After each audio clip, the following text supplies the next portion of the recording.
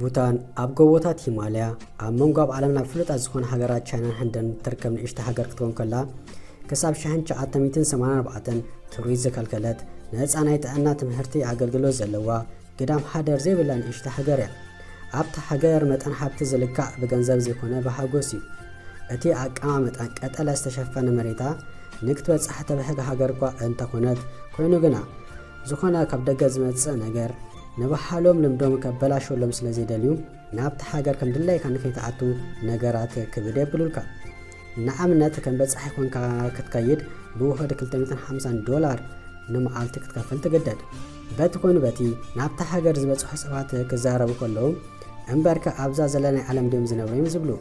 ምክንያቱ ዝበጽሐ ልምድታቶም ኩሉ ስርዓት ኣካይድኦም ካብቲ ናይ ቀደም ብዙሕ ስለ ዘይተቀየረ።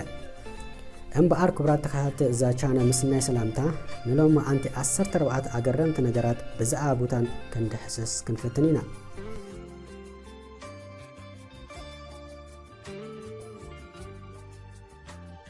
14 ኣብታ ሃገር ዋላ ሓደ ግዳም ሓደረ የለን። ኣብ ቡታን ብዝኾነ ምክንያት ሓደ ሰብ ገዝኡ ምዝስአን ናብ ንጉስቲ ሃገር ከይዱ ፀገሙ መንጋር ጥራሕ ዘድልዮ ሽዑ ሓደ ሰፊሕ ንመንበሪ መሕረሲ ቦታ ይወሃቦ። 13 ነፃ ናይ ሕክምና ኣገልግሎት ነፍሲ ወከፍ ተቐማጣይ እታ ሃገር ነፃ ናይ ሕክምና ኣገልግሎት ክረክብ መስል ኣለዎ ዋላ ባህላዊ ይኹን ዘመናዊ ብዘየገድስ። 12 ዝኾነ ሰብ ከይ ዘለዎ ነገር ኩልኩል እዩ ዝነበረ። ንኣብነት ቴሌቪዥን ኢንተርኔት ክሳብ 1999 ኩልኩል ነይሩ።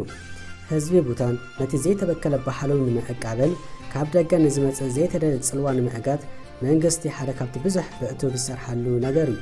ኮይኑ ግና ካብ ዘመናዊ ኣልዋማ ተነፂልካ ክትከይደ ስለ ዘይከኣል ኣብ መወዳእታ ንጉስ ነቲ ከልኪልዎ ዝነበረ ከም ዝዕለ ዝገበረ። ካብ ውፅኢቱ ከዓ ቡታን ሓንቲ ካብተን ድሒራ ቴሌቪዥን ዝኣቶ ሃገር ኮይና ኢንተርኔት እውን ድሕር ቁርብ ዝተኣታተወ።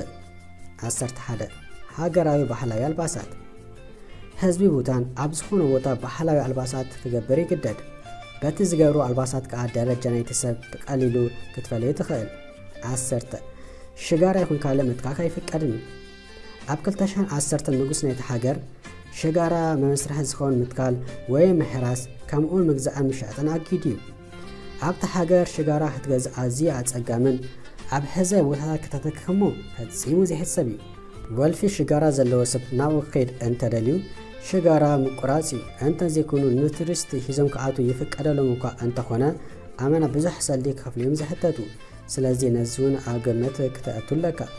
ሽጋራን መሰሉን ከሰጋገር ዝኾነ ሰብ ምስ ዝርከብ ሰፍ ዘይብል ናይ ገንዘብን መዓሰርቲ መብጻዕቲ ይጽበዩ። 9 ቀጠልያ መሬት ሓደ ካብቲ ብዙሕ መደባት ናይ መንግስቲ ካብ ጠቕላላ መሬት ቡታን 60% ብገረብ ክሽፈን ኣለዎ ዝብል ዝነበረ። ኣብዚ እዋን ካብ ጠቕላላ መሬቶም 71% ብኣግራብ ተሸፊኑ ኣሎ። እቲ ጽቡቕ ነገሩ ከዓ ዋላ ደኣ እቲ መንግስቲ ነቲ ንድፊ የውፃዮ ደኣ እምበር ነበርታ ብድሌቶም እንዳተሓገሱ ስለ ዝተኽልዎም መርዓይናቱ ከዓ ኣብ 2015 ኣብ ሰዓት 50,000 ኣግራብ ብምትካል ኣብ ጊነስ ቡክ ክሰፍረላ ሓቲታ ነይራ።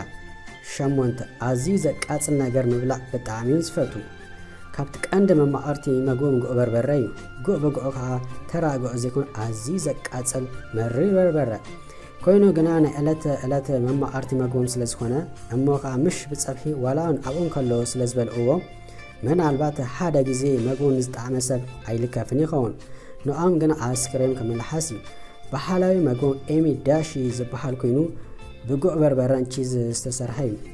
7 ጸገማት ቱሪስት ቡታን ሓንቲ ካብተን ባህልን ልምድን ሃገሮም ንከይጠፍእ ትቃለስ ዘላ ሃገር ከም ምዃና መጠን ነታ ሃገር ምብጻሕ ወይ ቪዛ ንምርካብ ኣዝዩ ኣጸጋሚ ክቡር ይገብሮ። ናብ ቡታን ክትከይድ ምስ ትሓስብ 3 ልዕሊን ክትከውን ኣለካ። ምስ መጻምርትኻ ወይ ምስ ካልኣይካ ወይ በይንኻ ናብቲ ሃገር ክትከይድ ትኽእል እኳ እንተኾንካ ዝያዳ ገንዘብ ክትከፍል ትግደድ።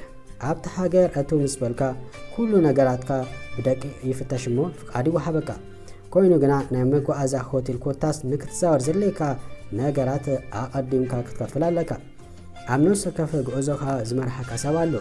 ካብ ቱሪዝም ኢሉ ዝተዳለ ቦታ ወፃኢ ምርኣይ ኣይፍቀድን።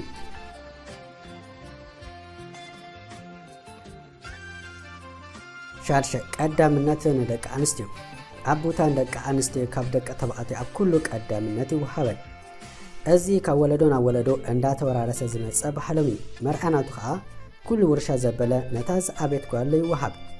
ወዲ ሰሪሑ ከጥሪ ኣለዎም ዝብሉ። ሓሙሻይ መግቦም ኦርጋኒክ እዩ። ኣብ ቡታን ኣርቲፊሻል ዝበሃል ዳርጋ የለን። ዝኾነ ኬሚካል ናብቲ ሃገር ምዝራቅ ኣይፍቀድን እዩ፣ ብሕጉን ክልክል እዩ። ኩሉ ዘፍርይዎ ፍርያቶም ተፈጥሮ ተጠቂሙ እዩ። ፍረታት ይኹን ካልእ ከም ሩዝ መሳሊ ከፍርዩ ከለዉ ተዘሪኡ ምህርቲ ክሳብ ዝሕፈስ ኬሚካል ዝበሃል ኣይንፀጎን እዩ። ራብኣይ ዝበለፀ ፓይለት ጥራሕ እዩ ናብ ቡታን ክበረር ዝፍቀደሉ። እዚ ባህሎም ንምዕቃብ ወይ ካልእ ዘይኮነ እንታይ ደኣ እቲ እንኮ ንክትርባሕ ዘብል ኤርፖርቶም ሓደ ካብ ዓለምና ሓደገኛን እንትርፍ ኣዝዮም ክኢላታት እንተዘይኮይኑ ማንም ብቃሊሉ ከኣልባ ይክእልኒ። ስለዚ ኮነ 8 ኣብረርቲ ጥራሕ ናብኣ ዝበርሩ። እዞም 8 ኣብረርቲ ኣብ ዓመት ከባቢ 50,000 ሰባት የመላልሱ። ሳልሳይ ሕጊ መርዓ ናብ ቡታን እንተኸድካ ምናልባት ምስቲ ቅርፂ መሬት ፍቅሪ እንተሂዙካ ፀገም የብሉን። ምስ ነበርታ ግን ኣብ ፍቅሪ ክትወድቕ የብልካን እምበር ከልባኻ ጥራሕ ተሲራ ስለተርፍ። ምክንያቱ ባህሎም ብጀካ ንደቂ ሃገሮም ክምርዓዉ ንካልእ ኣይፍቅደሎም እዩ። ክልተ ደቂ ቡታን ነንሕዶም ምስ ዝምርዓዉ ሰብኣይ እንዳ ሰበይቱ ስድራ ክነብር ይፀንሕ እሞ ዝኣክሎ ናይ ሓደ ናብራ ነገር ምስ ኣከበ ናብ ናቱን ገዛ ይወፁ። 2 ሚኒስትር ሃጎስ ናይ ትምህርቲ ጥዕና ሚኒስተር ገለ ክበሃል ሰሚዕኹም ትኾኑ። ኣብ ዓለምና ዘየለ ኣብ ቡታን ጥራሕ ዝርከብ ሚኒስትር ሃጎስ ኣሎ እንተበልናኩም ከ ኣብ ቡታን መጠን ሃብቲ ናይቲ ሃገር ዝዕቀን ብገንዘብ ዘይኮነ ብሃጎስ እዩ ዝምዘን። በዚ ተኻእሎ መጠን ዜጋታቶም ተሓጊሶም ንክነብሩ እዮም ዝፅዕሩ። ከም ውፅኢቱ ከዓ ኣብቲ ሃገር ኣብ 2015 ብዝተገበረ መፅናዕቲ ካብ ዝተሓተቱ ሰባት 91 ሚእታዊት ኣብ ሂወቶም ሕጉሳት ከም ዘለዎ ክገልጹ ከለዉ እቶም 43 ሚእታዊት ከዓ ብጣዕሚ ሕጉሳት ምዃኖም ገሊፆም። ቀዳማይ መብራህቲ ናይ ትራፊክ ዝበሃል የለን። ኣብ መላእ እቲ ሃገር ትራፊክ መብራህቲ የብለውን። ኩሉ ንጥፈታቶም ብሰባት እዩ ዝካየድ። ሰባት እዮም ክንዲ ሴማፎሮ ኮይኖም ዘገልግሉ።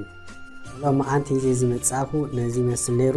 ከም ቀደምኩም ሓናት ፀሪቱ ፀሓፉ። እቶም ሳብስክራይብ ዘይገበርኩም ድሕር ኣለኹም ካብ ምናልባት ረሲኹም ሃይትኮኑ ነታሓቲ ወረዲልኩም ሳብስክራይብ ግበሩ። ነታ ነቀያሕ ምልክት ክሊክ ግበርዋ። ሳብስክራይብ ጌርኩም ከዓ እቲ ቪድዮታት ቀልጢፉ ዝመፀኩም ድሕር ሃልዩ ናይ ደወል ምልክት ስለዘይጠቕኩም ይሁሞ ናይ ደወል ምልክት ክሊክ ግበርዋ እንዳበልኩ ብካልእ ሃሽታግ ሳምራኸብ ኣብ ዘለኹም ሰላም ቅሳነት ጥዕና ዓወት ኣሳልጦ እንዳተመነኹ ሰሰናይ